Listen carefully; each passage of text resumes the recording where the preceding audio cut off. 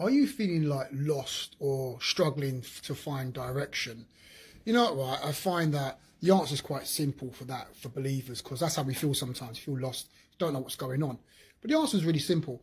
The answer is prayer. Do you know that? I've been saved for years, and what I found out is that whenever I'm praying, I seem to know what to do. Okay? When I'm in prayer, I don't feel confused. So when my prayer life is consistent, I don't feel confused. I don't feel baffled. I don't have lack of revelation or lack of insight. So for you guys, if you feel like you're lost and you haven't got the answers, you have to pray. And this is the thing. You don't have to pray if you don't want to. You can stay where you are. It's totally up to you. But for me, what I found out is praying really, really helps.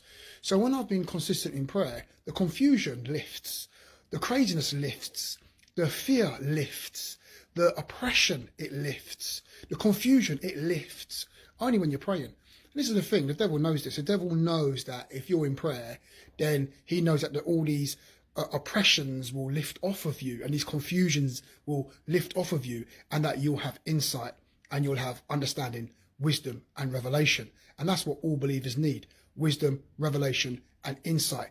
Every single day you need fresh wisdom, fresh insight every day, and that's going to come through prayer. Now, for a lot of believers who don't pray, they find that they have lack of revelation, lack of insight, lack of understanding, lack of direction, and they seem to be, full of confusion and upset, and upset with God and things like that. The reason why they're upset with God is because they don't understand, because they're not in prayer.